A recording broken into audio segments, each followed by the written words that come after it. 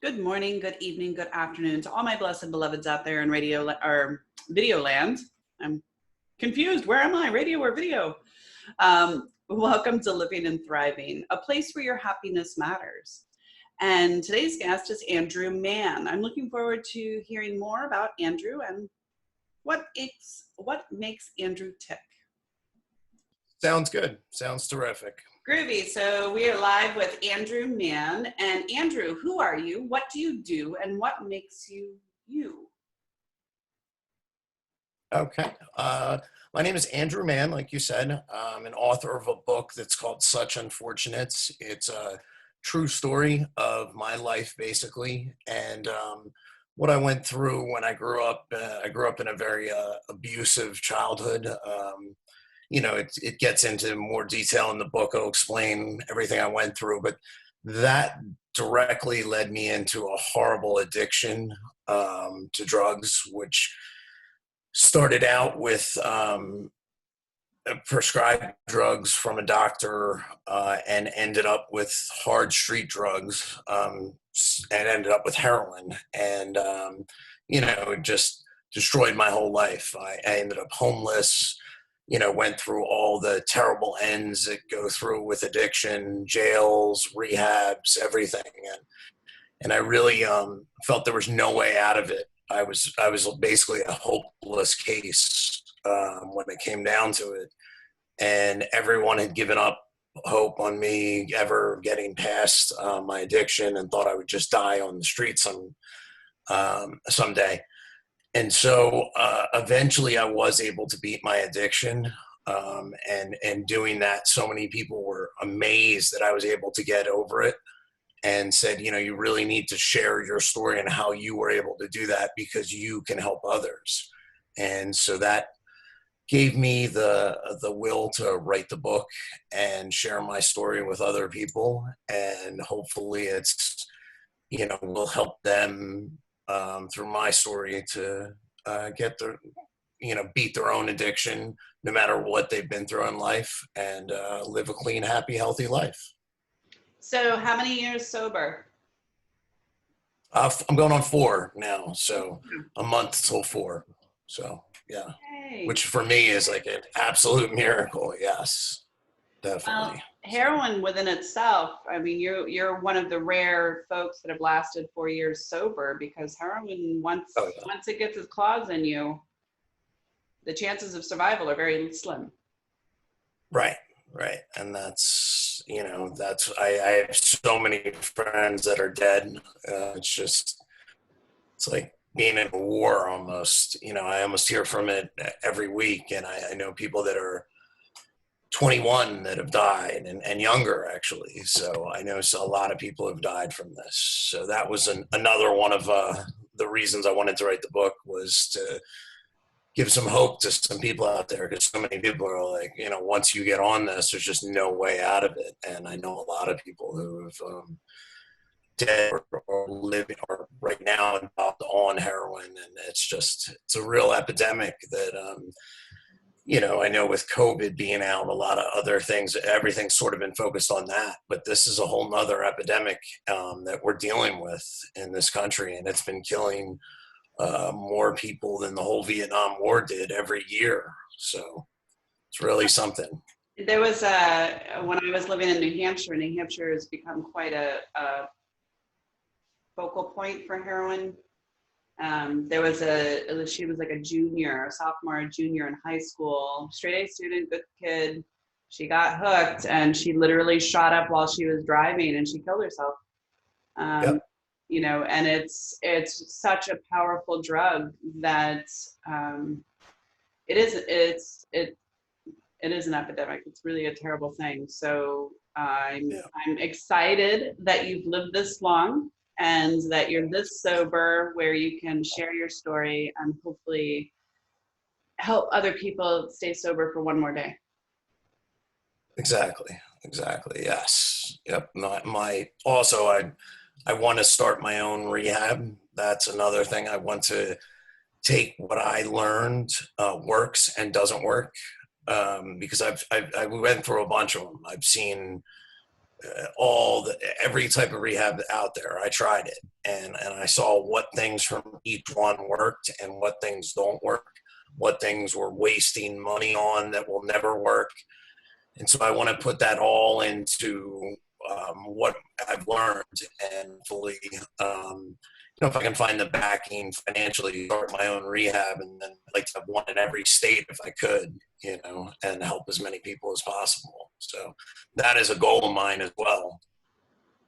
Because once, going through addiction, when you're outside of it, you think of drug addicts, you think they're just, they scary people. But once you get involved in it, there are some, terrible people in addiction, but the overwhelming majority of the people are really good people that are just stuck in this addiction. And if you were able to get them clean, would be productive, great members of society that would help you, take their shirt off their back to help the next person and do anything for it. I saw some, just amazing people. And I have stories of as well as the bad, of the good in my book too. And those are people I would love to help. So, well, one of the things that you touched on a little bit, and I don't think we discuss universally enough of, is the fact that people they're not born with addiction in the sense that they have a pipe or coke or whatever their addiction is, sex right. addict, they might be born with a genome, hereditary issues, but there's a trigger that happens. And I don't think we talk Absolutely. about how to heal addiction. And addiction, truly fully heal an addicted person, is to get to the root of the problem, and it's usually trauma. And in your case, it sounds like you and I have a lot to share in regards to not having the best childhood. Yes. But that definitely, it breaks your soul in a lot of ways. Absolutely. And there are times where people like us try to find a way to shut the noise up in our head. And that's really what it's about. I mean, for me, I have PTSD, and it's like a constant gerbil race up there, with fears and paranoias, and my marriage was a very abusive marriage. So it just continued on and exacerbated that. And I think for people who fall down the path of addiction like you, and tell me to shut up if I'm wrong, but that's kind of a way you made things quiet so that you could just cope with being alive. No, you couldn't be more right, really.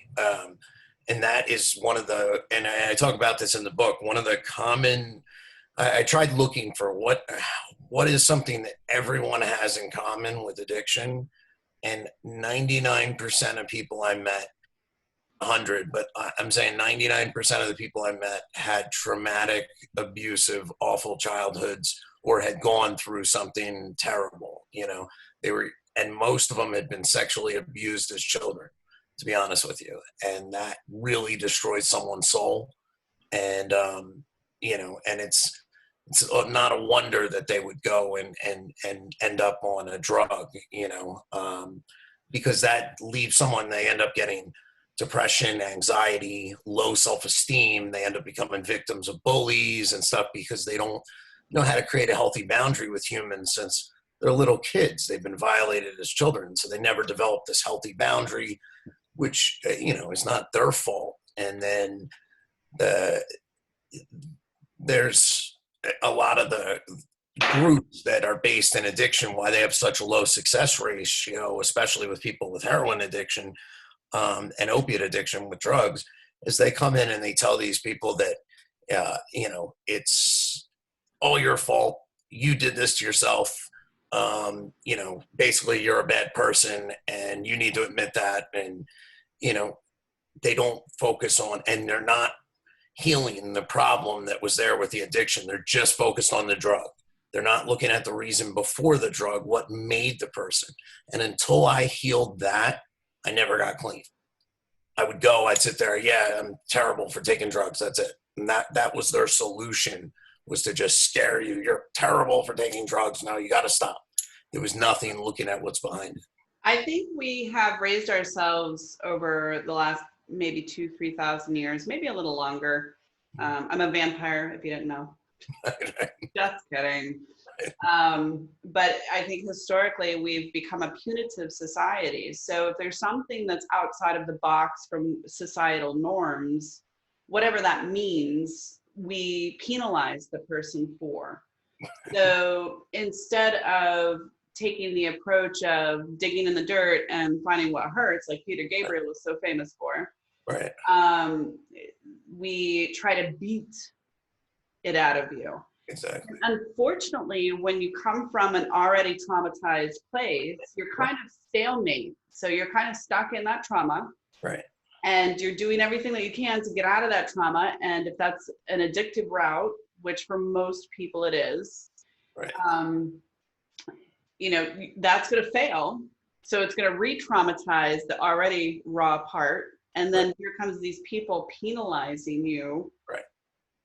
So it's just beating yourself up over and over again. And it's not effective and it's not working. And I wish they would stop. Yes. There's less than a 3% success ratio, and 3% is even putting it way beyond what really is success ratio. But anything else that had a 3% success ratio, they'd be like, oh, we have to change this. We got to look at other options. But it just seems like they're not doing that.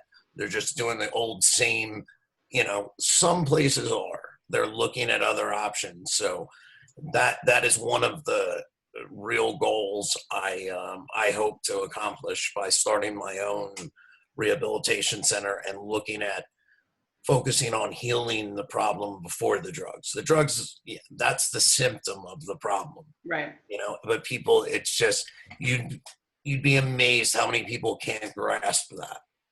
I'm not amazed. I do this all day long. Trust me, I'm not amazed. Right. I'm glad I'm speaking to someone who's smart enough to understand this. So yeah, no. How do you feel about states making it legal to use heroin? You know, ultimately, I mean, it would be the best thing if people just didn't. But I don't think making it illegal has done anything great either. You know, it hasn't. I don't think it's solved any problem out there except turn a problem that somebody already had into making them a villain, and now let's arrest them for this and turn it into even a worse problem. And then we put someone in jail, and then the expenses, and it just doesn't solve anything. It just doesn't. And I don't think this war on drugs, it's just made things get 100 times worse. It hasn't. I mean, everybody's at the point now that they admit the war on drugs hasn't worked. And so I think it's, you know, ultimately you wouldn't want someone on heroin, of course, but making it illegal is not the answer. And I think that, you know, it's like this. If someone was going to use heroin, they're going to use heroin, whether it's legal or it's illegal. But you know what I mean? It's not like you're going to say, oh my God, they made it illegal, I'm good. You know, no one ever, I'm not using it. And the flip side of that, you know, and I saw this guy did this. He said, you know, he asked a whole big crowd of people. He said, everyone in this crowd who you guys don't use heroin, if they made it legal, how many of you would go out and use? Not one hand went up. Okay, because he understood there's more to the addiction than just people that get to that point in addiction. They're not just one day, oh my God, I'm going out to use heroin. There's a lot more to it than that. And that's why I think just make it illegal is not I don't think it works. You know, I know it doesn't work. So that's how I feel about that. So let's go back to you. I'm looking around behind you, and you're either married or you're a perfume connoisseur. I'm married, so yes. So tell us, you've been 4 years sober. Yes. You were homeless. You hit the bottom of the rock. Mm-hmm. So, yes. And now you're married? How does that happen? There was a woman that refused to give up on me through this whole thing. And that's really who I found the strength to change my life. And I write about her in the book. You know, I sort of dedicated to her. I did. And she refused to give up on me. She was amazing. Even when I was in rehab, she came to visit me twice a week. She wrote me a letter every day while I was in there. She got me a bunch of different, one of the bracelets I still have right here. And it's just, she did all these things for me that no one had ever done. And she believed in me when no one else ever would. It was the first time someone had really said, I loved you and meant it. I never got that from a parent. So it was like, and and she did. She believed in me, and so after a few years of being clean, I ended up marrying her. So Yay! So there is a silver lining, no there matter how is, bad your story gets. exactly, yes. Well, it's kind of nice that she's not afraid of you or afraid of you falling back into that pattern. It's Yes, what a safe feeling. yes, and she doesn't have addiction in any way. She's completely the opposite. But we've both been able to. She sort of saved me, and then now I'm sort of saving her in a way. So it's from different things, but not. She's very. She's been great for me, and I think I've been good for her too now. So that's been incredible. So yes, See, everybody, no matter how bad it gets, there is somebody who will truly love you, which is very hard for those of us who have years and years and years of trauma. yes, So that's pretty cool that you're trusting her enough. yeah, and she knows everything. There's no secrets. I mean, in the book, I lay it all out there. So that's another cool thing, that someone was able to know the truth about me and still, so it's like, wow. So that's cool. Thank you. All right, so we went through part of our life, shitty childhood, not feeling loved, getting addicted, becoming homeless, finally meeting this person who's like an angel to you. Exactly. Marrying her, loving her, trusting her, writing a book. What else have you done in the last few years? I started a company. I do solar for homes and businesses, so which is really cool, because I'm like helping people save money and the environment at the same time. Oh, And good. I'm going to have to talk to you in a couple of months. I actually am looking for a school bus to renovate, and I don't have solar scares the hell out of me. okay, all right. We'll have Well, to talk. I will unscare it out of you. Okay, I'll let you know. Seriously, your electric bill should scare you more than solar, definitely. So It's actually Florida Power and Light CEO scares me. I think he's on his third summer home. they hate people like us. I The know. FP&L, they hate us with a passion, but we're fine with that. So It's good to be an outsider. yes, I'm glad they don't like us. So I'm not a big fan either. Trust me. Not a. I know of them, right? Of Right. them. I get you. The utility companies got to go. We need to be self-sufficient. But that's a different show. Entirely different show. I see two little paws. Who's over there? Yes. I've got actually three of them here: two rescue dogs and one rescue kitten. Wow. So I yeah, see two brown paws. So they're really.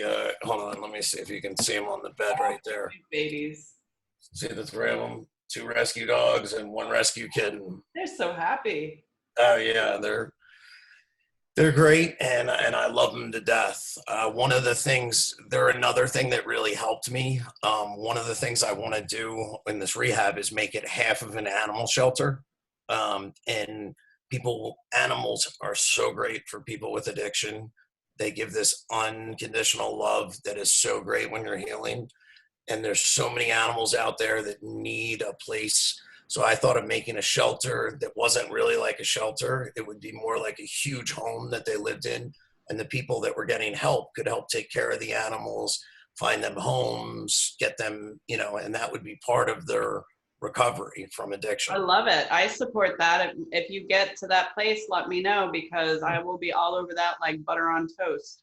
Awesome. That's awesome. I know my daughter and I, we see homeless people all over the place. Florida is a whole season within itself of conversation. Sure. But it's very mismanaged and has been my whole entire life. Okay. We have a huge homeless population. We don't need to have that homeless population, right. but we do. So enough said about that. However, a lot of people have animals, and my daughter, who's just this wise little person, I was like, oh, I want that puppy. I want to take that puppy and squeeze it because I'm a big dogaholic, right? Right. Right. And she's like, you're not going to take any homeless person's pet away. And I said, mind you, she's 15. Right. No, I wasn't really meaning it. You know, Right. she's not really serious on Right. it. And she said, that's their only love. Right. I said, that's true. It is their only love. And I bet you those animals eat better than the homeless person Oh does. yeah. Because Oh, absolutely. that's Absolutely. their baby. Yep. That's their purpose, the reason for Yep. being. And so I love that you're going to incorporate that into a recovery center, because that will give them purpose. It will give them reason, and will give them unconditional love. And it's not from humans, because we don't necessarily trust humans, right? Right. And a lot of people with addiction have had a lot of bad things with humans. You know, especially a lot of women in addiction have just been through, and the men too, but a lot of women have dealt with some really horrible stuff. And I know that animals would be a way to get, even if it was a kitten to take care of or a puppy that they helped raise. I mean, it would do more for both of them than you can imagine. And it's helped me, and I know it could help other people. And I know there's a lot of animals that need a place to go. Mm-hmm. And so I would, you know, I would take them all in if I could. So that is the goal. If I won the lottery, or if I'm able to find funding somehow, some rich person decides that would be where I'd use the money. That's what I want to do. So anybody who's rich and is into this idea, his link is down below. Hit him up. I'm telling you, this is a gold mine. You'll make your money back tenfold, and you'll save a lot of lives in the process. Four-legged lizards, snakes, and humans. There you go. It's a win-win, win-win chicken. So, Andrew, talk to us as we wrap up a little bit. How do we get a hold of you? How do we find you? Okay. Well, the book is called Such Unfortunates. And the reason the name of the book is that is because I would go to AA and NA meetings when I first started this, and they talked about these people who were such unfortunates, and they were the people that could never get this. And when I would hear that, I always thought that was me. And I would listen to it, and I'd say, I'm one of those people who can never get this.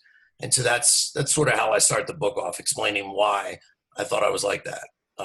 And so that's the name of the book. It's on Amazon. So all you have to do is either type in the name Such Unfortunates by Andrew Mann. It's M-A, 2 N's, on Amazon. Barnes & Noble has it online too, but Amazon is the best place to get it. It's available in Audible also. So you can, it's not my voice, someone else did it for me. But the book is available on Audible. It's available, you can get it on Kindle, or if you just have any computer, you can read it on the computer with the e-viewer.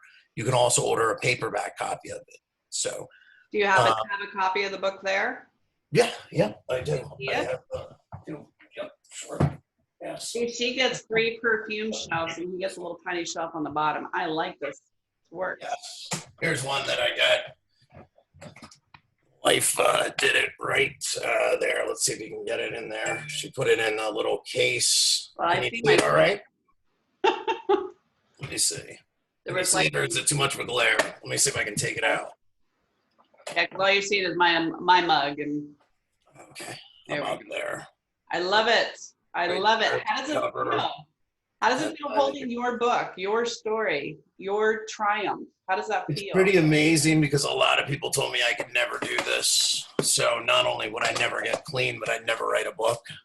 So that kind of inspired me to do it, because so many people said you couldn't do it. So, and I've heard a lot of amazing things back from it. You know, I've heard from a girl who said she was suicidal until she read the story, and then she's like, if you can do this, I know I can do this. And so I was like, and she was young too. So that part has been amazing. So that has made it all worth it. And I almost have, you know, it's been a really exciting journey. So I've learned a lot about the book process and everything like that. And so it's been not easy. Not easy. No. It's a labor of love. Yes. And you end up doing it at some points. Like I remember, you know, I'm actually working on my 17th book now, and Oh, I'm wow. I'm telling it off right now. I'm over it. Okay. All right. In Great. there, and it reminds me because I have it right above, like I have all my notes above my bed. So every morning Sure. when I wake up, it's right there and it's in my face. But yeah, we're having a Sure. love-hate relationship at the moment. Oh, nice, nice. I've been actually offered to, I'll show you this, speak at a few things. This guy just gave me this. I don't know if you can see this. Yay! Oh, yes, Yep. awesome. It's a foundation for trying to help abuse kids and stop abuse of children. And I forgot about this. I even forgot about this. I was ranked, the book was ranked #6 on Book Authority's 100 best drug addiction books of all time. Good. So that was really cool. So they wrote that. I didn't even know. I was like, really? Nice. So that was neat. So they asked me to speak at it. So I'm going to go down there and do that. So Yay! What state are you in? what's that? What state are you in? New Jersey. All I'm right right. out. Yeah, I'm right outside of New York. Take a So guess. You're starting to get, the rainy weather, and it's not so sloshy right now. I heard. yeah, no, today's real nice, but we are starting to get the rainy weather. Yeah, Yeah. yeah, today's beautiful actually. So Yeah. I drive through yeah. New Jersey quite a bit, so. Oh, okay, sure, The sure. one state that I struggle, I have a control issue, so I struggle with the whole gas pump thing. Yes, yes. It drives me crazy. What do you mean I can't pump my own gas? Who are They do it. my, Yeah. you know? Yeah, it's just what we got used to around here. So you go in another state, you're just sitting there for an hour. Like, where are they coming out? Right, right. Realize, yeah, so. Well, down here where I live in Florida, in Southwest Florida, we don't have, everything is self-serve. There's no help at all. Sure. And we're in God's waiting room, to be quite frank. So, so it's just very counterintuitive. Right, It's right. bizarre to me. I'm like, Sure. well, if we have a lot of older people here, why don't we have people helping them with gas? You would think, right, especially with, like you said, God's waiting room. Exactly. Yeah, I know. it's very bizarre. Especially Southwest Florida, where like Naples area type of. Yeah, I'm right north of Fort Myers. Yeah, right in the area. Yep. Sure. Yeah. Okay. So Andrew, unfortunately, as much as this has been fun and I really, really appreciate everything that you're offering to this world, and I don't want you to lose my contact, because if there's anything that I can do to help you make your dreams come true, let me know. Thank you very much. Tell us, do you have a website? Yes, they can connect me. Also, Facebook's probably the best way to connect with me. That's where most people have done it. You can look up the book. It's at Facebook at Amazing New Book, or just type in Andrew Mann, Such Unfortunates on Facebook. I'll come up there. You can write directly to me, and I always get back to everybody that writes to me. It may take me a couple days, but I always do. So if you want, contact me through there is the best way to do it. Yay. So solar panels, a book, some speaking engagements. What's next for you?